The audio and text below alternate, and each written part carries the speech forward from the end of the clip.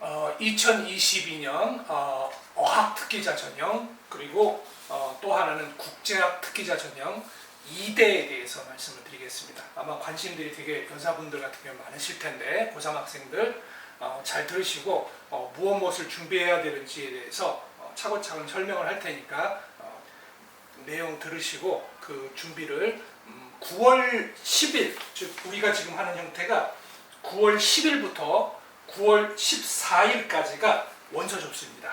여러분 이제 오늘이 이제 내일 모레 7월인데 이제 곧 2달 정도 남겨놓은 시점에서 이제 전형에 대해서 말씀을 드리니까 조금 신경 써서 그 지원하실 분들은 참고하시기 바랍니다. 실기실적 어학 특기자 전형 같은 경우에는 영어 영문이 18명, 영어 교육학과가 5명입니다. 중문과 불문은 이제 동문은 이제 각각의 어학이기 때문에 저희 학원하고는 상관이 없고요. 영어 영문하고 영어 교육학과가 영문은 18명, 그다음에 사범대학 특히 영어 교육학과는 아주 인기가 많습니다. 5명 정도 뽑는데 지원 자격을 보시면 고교 졸업자나 졸업자와 동등한 학력이라고 되어 있고 어학 우수 분야에 우수한 역량이나 활동 실적을 갖춘 자라고 되어 있기 때문에 이 부분을 참조하시면 되겠고요. 자, 전형 방법에서는 간단하게 서류 100%, 그 다음에 1단계 서류 70에 2단계가 면접이 있습니다. 그래서 면접 준비를 하셔야 돼요. 그래서 특히 30%나 되기 때문에 여러분 1단계 성적에서는 70%라고 하지만 내신 정적들이 거의 비슷비슷하시기 때문에 큰 변별력이 없습니다. 활동 우수, 즉 교내 실적들하고 수상 실적하고 그 차이가 나는 경우가 요즘에는 거의 없기 때문에 면접 준비를 많이 준비를 잘 하셔야 돼요.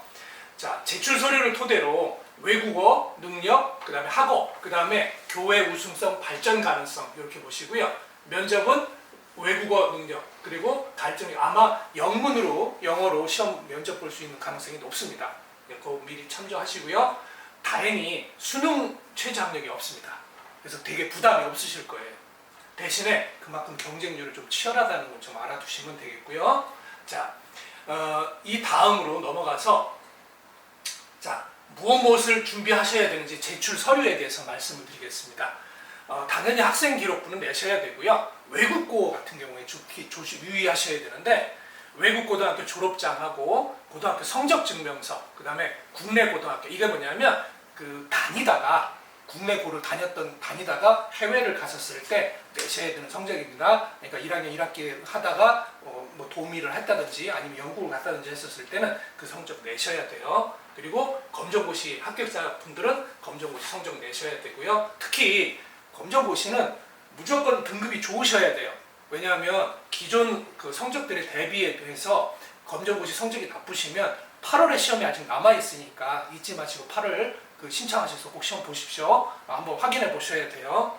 날짜는 아마 교육청 자체에 떠 있으니까 검정고시 보시고 날짜 늦지 않게 접수하셔가지고 8월에 원하는 성적 받으시기 바랍니다. 특히 중요한 게 이겁니다. 활동보고서 소정 양식인데 여러분 이거는 뭐 특별하게 활동보고서는 어차피 쓰면 되는 건데 증빙서류에 보시면 공인어학 증빙서류는 학생부 기재와 관계없이 모두 제출이라고 되어 있다는 뜻은 여러분이 갖고 계신 토익, 토플, 그 다음에 IELTS, 그 다음에 탭스와 같은 우리가 공인어학 성적들은 반드시 내셔야 돼요. 그래야지 그 기본적인 서류에 반드시 들어가 있으니까 일반 학생부 전형은 토익이나 토플처럼 어학 성적을 낼 수 없지만 어학, 즉 2대 같은 경우는 어학 특기자와 국제학 특기자, 특히 스크랜튼, 좀 뒤에 설명하겠습니다만 이 스크랜튼 전형에서는 이 부분에 공인어학 성적 반드시 제출하시는 거 잊지 마실 것. 이게 아마 다른 거보다 어학 성적 내야 되는 거니까 이 어학이 없으신 분들은 어학, 토익이나 토플 반드시 시험 준비하셔가지고 8월 이전에 성적이 요즘에는 2주, 토플은 2주, 토익도 2주면 나오니까 그 성적 안에 시험 접수하셔서 꼭 잊지 말고 시험 보시기 바랍니다. 그 다음 학생부 온라인이었을 때 이게 블라인드 처리, 이제 비동의자라고 하면 이제 외국고 학생들인데 외국고나 검정고시 출신들은 전적 고등학교 성적들 했었을 때 블라인드 처리는 이렇게 보시면 성명, 주민등록, 생년월일, 사진, 학교명 등 출신 학교 식별할 수 있는 정보는 전부 지웁니다. 가립니다. 그러니까 조그맣게 종이를 찢어서 다 일일이 수작업을 하셔야 되니까 바빠서 나중에 막 시간에 몰려가지고 하실 때는 되게 불리하세요. 그러니까 미리 시간을 갖고 차분차분 이렇게 서류물을 하루하루씩 준비를 하시는 게 나중에 아포스티어하고 여러 가지 문제들이 있으니까 미리 한 2달 정도 전에 준비를 하시는 게 그 시간도 그렇고 비용도 훨씬 더 절약이 됩니다. 성수기에 몰리면 가격 부르는 게 값이라고 그냥 회사들이 바쁘니까 막 여러 가지 일려 들어오니까 나중에 제대로 그 서비스를 받을 수 없는 그런 사태도 벌어지니까 미리미리 준비하시길 바라고요.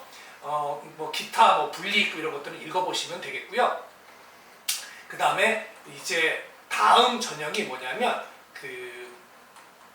국제학 특기 전형입니다. 자, 국제학부에 관심이 있으신 분들은 아마 가장 이 전형에 대해서 특히 이대를 노리시는 분들 같은 경우는 가장 관심이 많았을 텐데 특히 2021년 그러니까 2001년에 생겼는데 벌써 횟수를 이제 20년이 넘어가는데 스크랜턴 같은 경우는 총 모집 인원은 54명입니다. 그리고 지원 자격을 보시면 고등학교 졸업자 이런 것들은 아시니까 설명 건너뛰고요. 국제학 분야의 성장 잠재력을 갖고 있고 영어 강의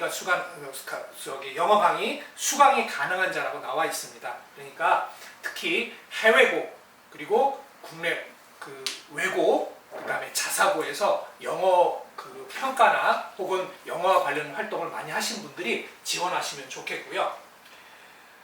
전형 방법은 서류 그 다음에 1단계 서류 70에 면접 30입니다. 면접이 되게 중요합니다. 그거 보시고요. 그 다음에 아까 어학 특기자 전형하고 거의 똑같습니다. 수능은 적용하지 않으니까 원서를 내시는 분들이 좀 편하실 거고요. 제출 서류 다시 한번 확인하겠습니다. 학생부 보면 국내, 외국고, 검정고시 위에 어학 특기자 상동입니다. 같습니다. 그러니까 자세한 설명은 위에 거 보시면 되겠고요. 특히 다른 건 제가 뭐라고 말씀 안 드리는데 증빙서류 부분에 활동보고서에 입력한 항목 중에 학생부에 기록되지 않은 항목에 관한 증빙서류만 제출, 즉 기록에 나 있는 거 말고요. 어학 특히 공인어학 성적 증빙서류는 학생부 기재와 관계없이 모두 제출이라고 되어 있습니다. 그러니까 토익이나 토플이나 탭스와 같은 공인된 성적들은 반드시 내셔야 된다는 거 잊지 마십시오. 그거 하나 내고 안 내고 또 큽니다. 그 다음에 블라인드 처리는 아까 어학 특기자 상동입니다. 그래서 여기까지 전형 말씀을 드렸고요. 자, 다시 한번 정리하겠습니다.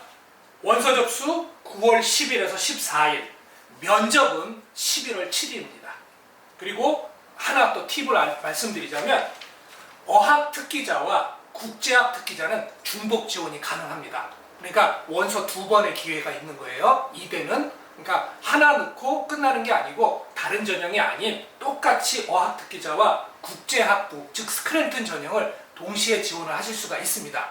그러니까 6번의 기회 중에서 2대만을 원하시는 분들은 2번의 기회를 갖고 있다고 생각하시면 됩니다.